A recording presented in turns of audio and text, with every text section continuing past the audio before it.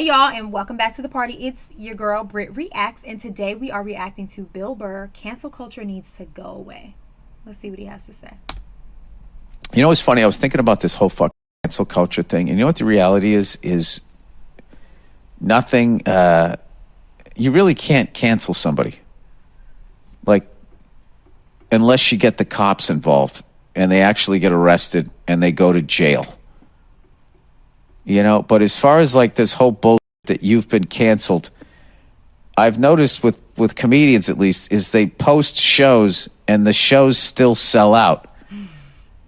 And then what happens is the people that said they were canceled, when they realize that they're not canceled, is they then bully and attack the promoter of the show to try to get the show canceled. That's what really happens. So that is one of those things that I just kind of hope goes away whenever we come back, that goes away, because it really just expanded beyond these abusive monsters that were out there and needed to be dealt with. It just sort of then expanded into, I don't like your thought process.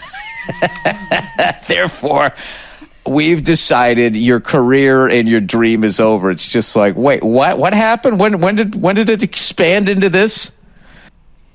I believe this is another excerpt from his podcast, it sounds like. This also sounds like this was during the panorama where we were all sitting in the house, because he said, I hope when we come back. So this sounds like, this was before they went back to doing live shows and had audiences. And I definitely think the Pananana gave people time, maybe a little too much time, to sit around and find things to be bothered with. And at that time, I think the internet was its most powerful, because it's all we had. It's all the only way we could communicate, could connect with one another when we were all locked in, shut in. It became this surge of opinions on the internet. Now, don't get me wrong. There are some things and some people who deserve to be maybe stopped or, punished for things they have done. But in terms of canceling somebody because you simply do not agree with them, they are not hurting you, harming anyone. They simply think different from you.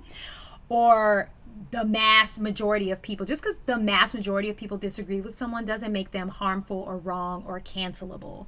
You also cannot, like Bill Burr said, you can't cancel anyone. No one on this earth has the power to actually cancel someone. And lastly, whenever someone has been canceled, it just takes a few weeks or months for that to just be forgotten, because we all are like squirrel and go and attack somebody else and forget the last thing that happened. And all of a sudden that person put out a good song or put out some cool clothes and we forgot what they did. It's like, oh, well, it's fine. Canceling is not a thing. It's not a thing. It's not a thing. Talk to me about your politics. I don't like those. Yeah. It's a great big weird thing out there, which is why I'm trying to make my life a little more simple. All right, censorship. Dear Billy Bubble Boy, I work for a small magazine, and in the last few years, the amount of censorship I've seen is incredible. Yeah, I don't doubt that. And I'm an older lady, and I've been writing for lifestyle and arts for 40 years. Every day now, I see some form of silencing or ostracizing over opinions. Yeah, and I bet it's coming from the left. Benign ones, too. From the left and from corporate lawyers who are trying to preemptively anticipate how these lefties are going to get, these severe lefties are going to get offended. The diversity of ideas is almost dead. Our pitch meetings used to have really independent ideas. I assumed there would be a reversal, but instead it has become more vigilant. It's coming. It's coming. It's adjusted. It'll adjust back, and then they'll be in the middle again. I'm not speaking about controversial topics. For example, a piece on a newly discovered art from a particular part of the world was pitched to the editors, but because the region of the world the art came from is associated with taboo opinions, it could inadvertently upset a reader. Yeah, this is because of people on the left, the extreme people on the left. This is what they did to critical thinking, free ideas, and all of that. And they think that they are liberal, and they're not. They are they're dictators. It reminds me of the society my father grew up in East. I just can't imagine going through life being so easily offended. Like, how do you even go outside? Honest, how do you go outside and everything offends you? It's like, I don't understand it. I don't understand, or feeling like you must put your opinion on everybody else. Nobody asked for your opinion. It's none of our business. Like, it simply is none of our business. And it's like people really wake up every morning and feel like I must push my agenda on everybody else. And I must be upset about it if people don't agree with it. And it's just such a bizarre way that you would want to choose to live your life. Like, how do you enjoy life that way? Just always offended and always wanting to push your terms on everybody else.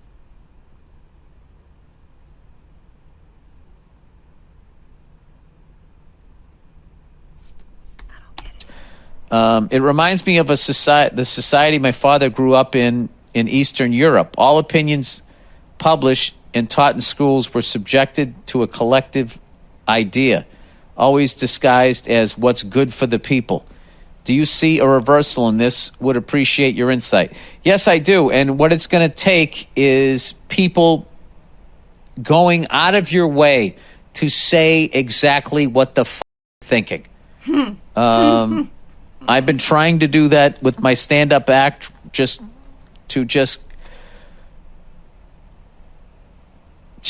I really have to work on pushing out, because there was like a 3-year period where I kind of gave into that. Oh, don't say that. Maybe some of you, if I say that, am I going to get in trouble? And I started alligator arming some shit. And then last summer I did the Chappelle retreat there out in Ohio, and there were no phones or anything, and I was like, holy this is the way it used to be, and I could say whatever I wanted, and I realized that because of these lefty assholes, I had been censoring myself on stage, and I should not have done that. And so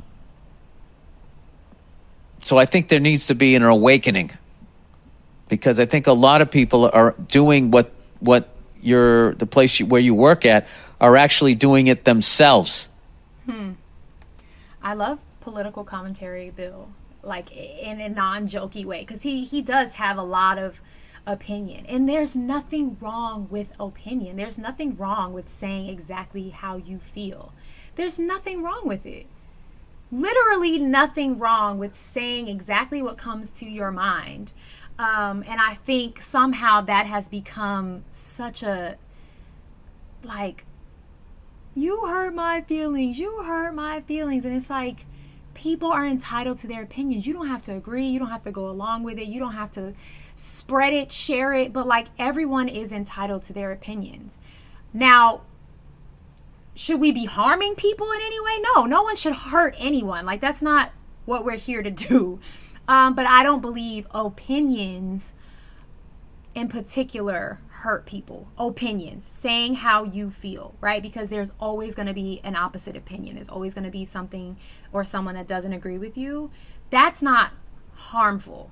There are other things around it that could be harmful, like, I don't know. There are ways it can be harmful, but I think what Bill is saying here is like, I wanted to get on stage and give jokes that maybe A, B, and C didn't like, but E, F, and G liked over here, but I decided not to because A, B, and C didn't like it. But he wasn't ever going to hurt A, B, and C. He was just going to tell a joke that may have offended them. They weren't going to be bleeding or any harm comes to them. They were just going to be offended. And guess what? Someone's always going to be offended, no matter what. Should we live our lives tiptoeing on glass because of it? No. Someone's always going to have something to say. Someone's always going to be in their feels. Always, right? Like, always. So get over it and move on. That's what I think Bill is saying. The place where you work at are actually doing it themselves. A lot of advice I get from my reps is don't do that. It's not worth it. Don't don't say this, don't do a project about this, don't stick up for this comic that's getting shit on, it's not worth it, it's not worth it, it's not worth it, it's not worth it. I've pretty much ignored that for the most part. Those ones when people are getting canceled, there's that thing where it's like you want to support, but then you also don't want to keep it going. And you're kind of hoping it's one of those 3-day things and then nobody gives a f*** and they've moved on to something else. Right. It's really a f***ing shameful period. Much like the Red Scare. And just when this all is said and done and people look back on it, the amount of like really decent people who just didn't do anything wrong, who had their careers taken from them. It's just fucking, I don't know. It's just human beings. We're awful. All right. HOA bullshit continued. Oh, home organization association or something like that. This is when like people in a neighborhood want to pretend that they live in a gated community, but they don't. They just want to control. Want to pretend like they live in a gated community. Listen, where we are, in the area we are, the HOA fees are insane. Like, insane. I'm talking an additional, like, $1,700 on top of your mortgage to live in these neighborhoods that are not even gated. That is bananas! That's another mortgage! And the pool's not even that great in the neighborhood. Want to pretend that they live in a gated community, but they don't. They just want to control who moves in and who doesn't. Once again, it's just one of those things that starts off, it's a great idea. Hey, we have a nice neighborhood here. All it takes is one fucking jerk off to come in, knock a house down, and then build something that looks like a White Castle. That happened to a buddy of mine. The guy built a house that looked like a White Castle. Thinking his house looked like a castle. That's it gross. Doesn't. It looks like I can go in there and order the... Not White Castle is gross. The house looking like White Castle is gross. That's so terrible. It's so tacky. I love White Castle. They don't have them where I live. They didn't have them where I grew up, but in Georgia, they didn't have them at all. But, I'm from New York. My whole family's from New York, so I love White Castle. Anytime I go home to New York, first stop, ask about me. Ask around. Everyone knows the first stop I'm going to get White Castle. I don't care. You can judge your mom. I love White Castle. But your house looking like a White Castle is terrible. So, thinking his house looked like a castle. It doesn't. It looks like I can go in there and order those delicious, tiny little burgers. Oh, my God. I haven't eaten a White Castle in forever. Anyway. Bill Burr and I are the same person. Like, I am the 34-year-old black female version of Bill Burr. Every time, it never fails. I always say something like, and he comes right behind me. Well, I press pause. He says it before me, obviously, but I don't know it's coming.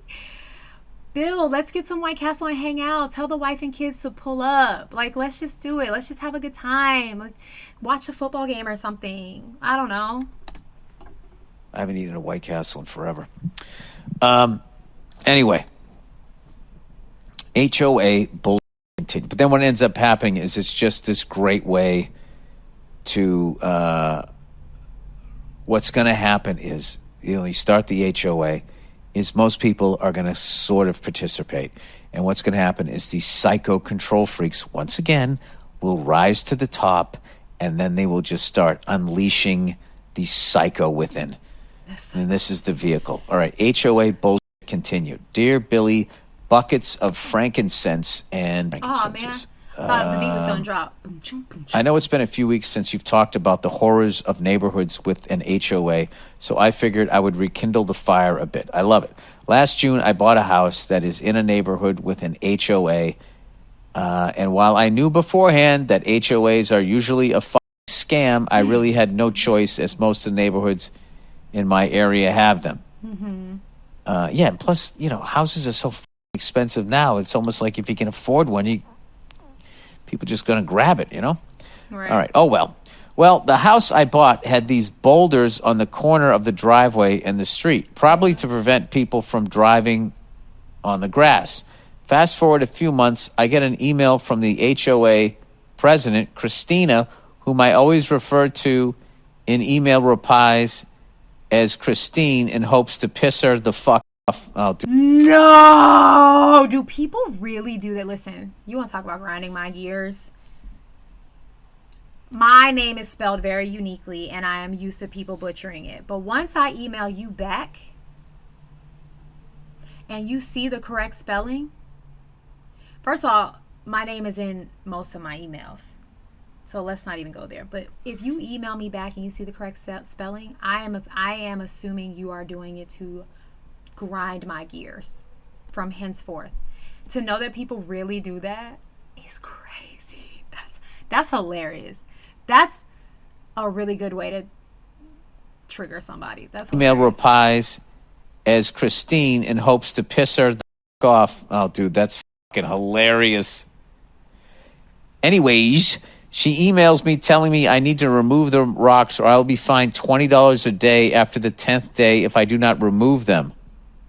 So I go into Google Maps and I look at the street view from 2 years prior and I see the boulders sitting there, which means she just now decided to enforce this rule that causes no harm to anyone. Like, what if you don't what jurisdiction do they have? Right. Like, if you don't pay no. what happens? I can't afford to do it. She goes, anyway, he goes, I removed the rocks and then emailed her back stating so. You should have put them in her yard. No, you know what you do? Just save one of them. Save one of them. Right? And then a few years later, like a psycho Irishman that never forgets, you throw it through her bay window. No, don't do that. Don't do that. I removed the rocks and then emailed her back stating so and how they were in the 2-year-old street view pictures, and also asked her how one gets elected HOA president because I was interested in the job. Not surprisingly, she replied with a short thank you for removing the rocks without acknowledging any part of the email. Yeah, that's right, dude. You go after her. To top it off, the raised HOA dues by $50 a year for 2021, which can only be stopped if there is an 80% support against the rate raise. It's honestly hilarious. This lady has no control of anything in her life. She has no control of her kids. She has no control of her husband. She has no control of anything. And so she takes it out on these people in this neighborhood. And that is a hot mess. That is so disgusting. This lady should be ashamed. I wouldn't have moved the rocks. I'm shocked that he actually said he moved the rocks. I would have had that email exchange with her first, sent her a screenshot like 2 years ago that the person that lived here before also had these fines. Clearly they didn't do it. And I would have waited for a response. I wouldn't have moved the rocks. Are you crazy?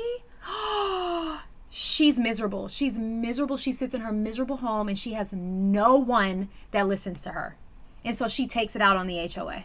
There's an 80% support against the rate raise. It's honestly hilarious to me how much of a power trip Christine is on telling other middle-class homeowners what to do. Fuck HOAs, have a good weekend, and go fuck yourself. Oh, dude, yeah. Oh, yeah, dude. That is like... I would not have moved those rocks. Eat me up inside. So your only thing that you can do is just keep doing more of that Christine to her. Mm-hmm. That's the only thing that you can do. And then run. And then what you have to do is just be a salt of the earth guy for everybody else in that neighborhood. Run for fucking president and run on the platform. And if elected, I will not break your balls about ticky-tack horse in your fucking yard. I will not allow crazy people to move in this neighborhood. I will not tell you how tall your fucking shed can or can't be. Who the isn't going to go with that? Yeah, y'all, what makes HOA rules? Like, who comes up with these? I'm not a part of HOA, and I just hope to God one day I'm never a part of HOA. But if I am, I'm going to be the one asking all the questions. Like, why does the height of my mailbox matter? Let me go subscribe to this Bill Burr podcast because I am all in. Look, I've got my phone. I'm pulling up podcasts, and I'm typing in Bill Burr. In the meantime, please go have the day you deserve. Peace.